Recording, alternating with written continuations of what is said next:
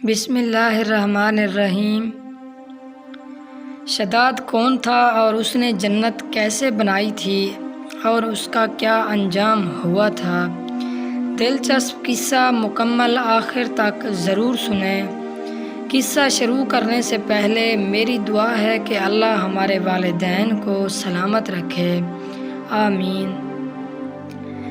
قوم عاد کے لوگ ارم نام کی بستی کے رہنے والے تھے۔ وہ بستی بڑے بڑے ستونوں والی تھی۔ ان کی طرف حضرت ہود علیہ السلام مبعوث کیے گئے تھے، لیکن قوم عاد کی بدعمالیوں کے سبب انہیں تباہ کر دیا گیا۔ اللہ تعالیٰ نے اس قوم کو غیر معمولی قد و قامت اور قوت عطا فرمائی تھی۔ ان میں ہر شخص کا قد کم از کم 12 گز کا تھا۔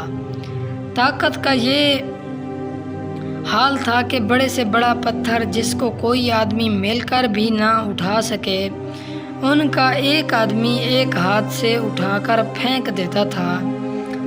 یہ لوگ طاقت و قوت کے بل بوتے پر پورے یمن پر قابض ہو گئے۔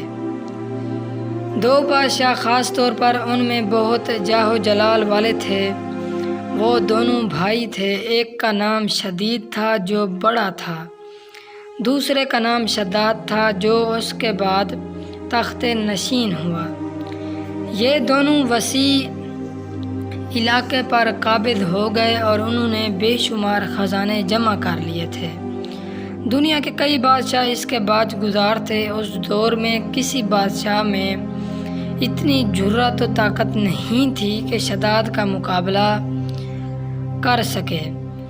اس غلبے نے اس کو اتنا مغرور اور متکبر کر دیا کہ اس نے خدائی کا دعویٰ کر دیا۔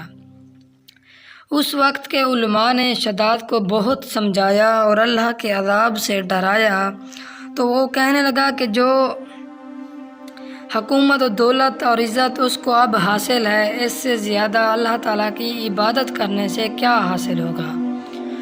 جو کوئی کسی کی خدمت و اطاعت کرتا ہے، یا تو عزت و منصب کی ترقی کے لیے کرتا ہے یا دولت کے لیے کرتا ہے۔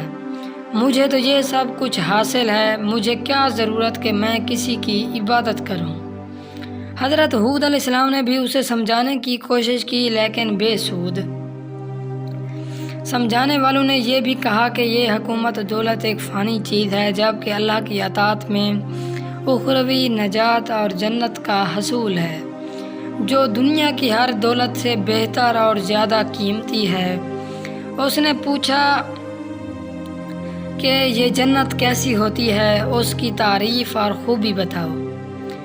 نصیحت کرنے والوں نے جنت کی وہ صفات جو انبیاء کرام کی تعلیمات کے ذریعے ان کو معلوم ہوئی تھی، اس کے سامنے بیان کی۔ تو اس نے کہا کہ مجھے اس جنت کی ضرورت نہیں، ایسی جنت تو میں خود دنیا میں ہی بنا سکتا ہوں۔ چنانچہ شداد نے اپنے افسروں میں سے 100 معتبر افراد کو بلایا، ہر ایک کو 1000 آدمیوں پر مقرر کیا اور تعمیر کے سلسلے میں ان سب کو اپنا نقطہ نظر اور پسند سمجھا دی۔ اس کے بعد پوری دنیا میں اس کام کے ماہرین کو عدن بھجوانے کا حکم دیا۔ علاوہ اپنی قلمرو میں سب حکمرانوں کو یہ حکم دیا کہ سونے چاندی کی کانوں سے اینٹیں بنوا کر بھیجیں، اور کوہ عدن کے متصل ایک مربع شہر جنت جو 10 کوس چوڑا اور 10 کوس لمبا ہو بنانے کا حکم دیا۔ اس کی بنیادیں اتنی گہری کھدوائیں کہ پانی کے قریب پہنچا دیں، پھر ان بنیادوں کو سنگ سلیمانی سے بھروا دیا۔ جب بنیادیں بھر کر زمین کے برابر ہو گئیں تو ان پر سونے چاندی کی اینٹوں کی دیواریں چنی گئیں۔ ان دیواروں کی بلندی اس زمانے کے گز کے حساب سے 100 گز مقرر کی گئیں۔ جب سورج نکلتا تو اس کی چمک سے دیواروں پر نگاہ نہیں ٹھہرتی تھی۔ یوں شہر کی 4 دیواری بنائی گئی، 5 فٹ اونچی دیوار کی تعمیر اور واش روم کی تزئین اور آرائش۔ اس کے بعد 4 دیواری کے اندر 1000 محل تعمیر کیے گئے۔ ہر محل 1000 ستونوں والا تھا اور ہر ستون جواہرات سے جڑاؤ کیا ہوا تھا۔ پھر شہر کے درمیان میں ایک نہر بنائی گئی اور ہر محل میں اس نہر سے چھوٹی چھوٹی نہریں لے جائی گئیں۔ ہر محل میں حوض اور فوارے بنائے گئے۔ ان نہروں کی دیواریں اور فرش یاقوت، زمرد، مرجان اور نیلم سے سجا دی گئیں۔ نہروں کے کناروں پر ایسے مصنوعی درخت بنائے گئے جن کی جڑیں سونے کی، شاخیں اور پتے زمرد کے تھے۔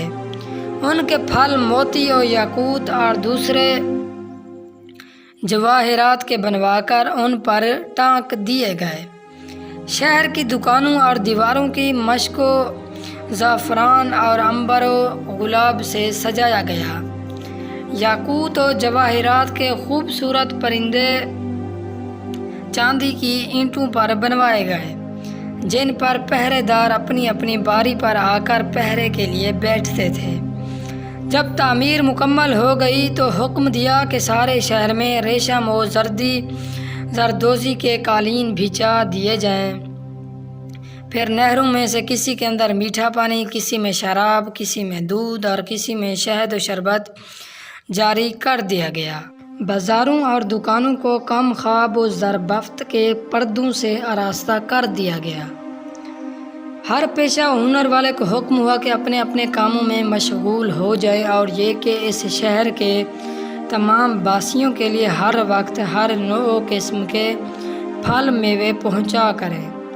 12 سال کی مدت میں یہ شہر جب اس سجاوٹ کے ساتھ تیار ہو گیا تو تمام امراء و اراکین دولت کو حکم دیا کہ سب اسی میں آباد ہو جائیں۔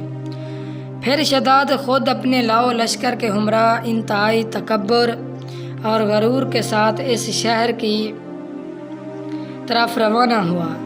بعض علماء کو بھی ساتھ لے لیا اور راستے بھر ان سے تمسخر کرتے ہوئے ان سے کہتا رہا کہ ایسی جنت کے لیے تم مجھے کسی اور کے آگے جھکنے اور ذلیل ہونے کا کہہ رہے تھے۔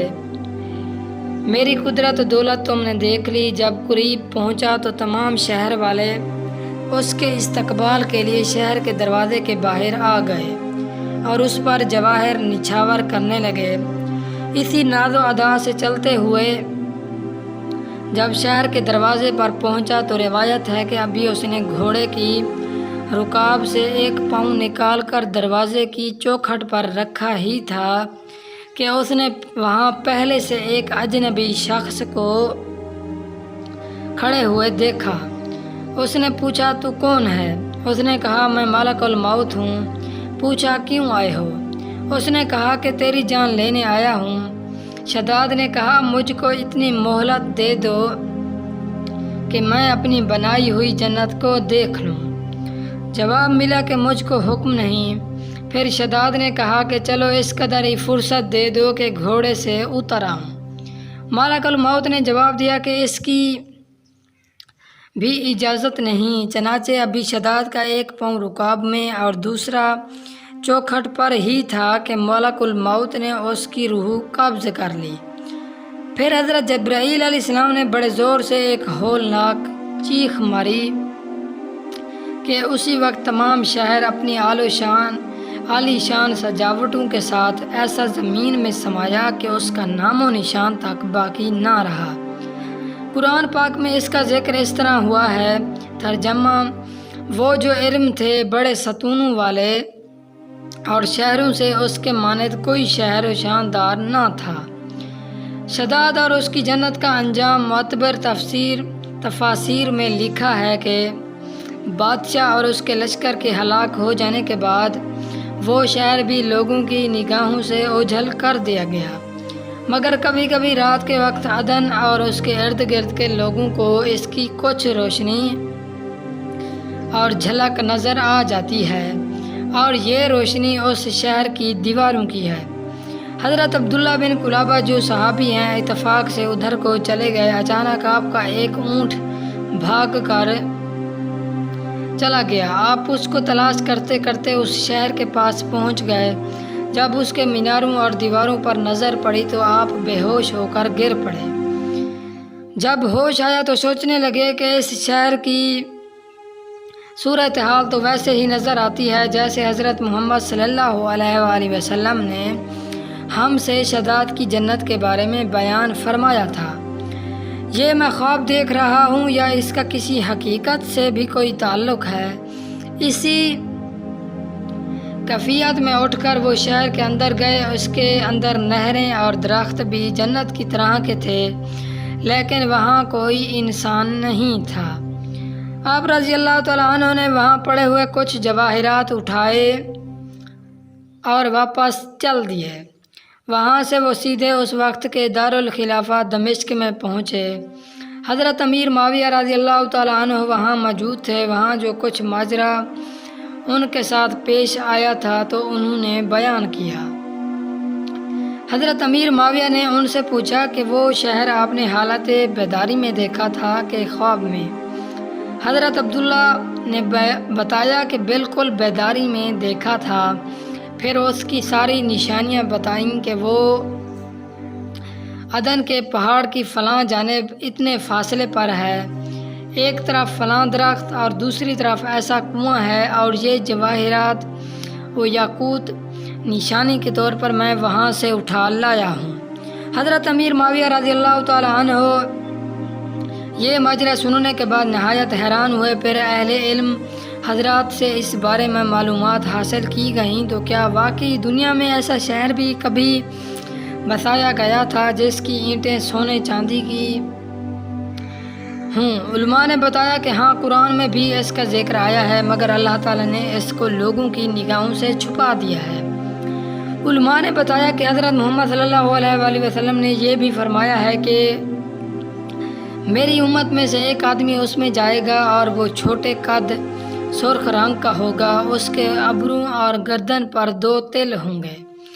وہ اپنے اونٹ کو ڈھونڈتا ہوا اس شہر میں پہنچے گا اور وہاں کے عجائبات دیکھے گا۔ جب حضرت امیر معاویہ رضی اللہ تعالیٰ عنہ نے یہ ساری نشانیاں حضرت عبداللہ بن قلابہ میں دیکھی تو فرمایا کہ واللہ یہ وہی شخص ہے۔ میری دعا ہے کہ اللہ تعالیٰ ہمیں اسلام کے راستے پر چلنے کی توفیق عطا فرمائے۔ آمین والسلام۔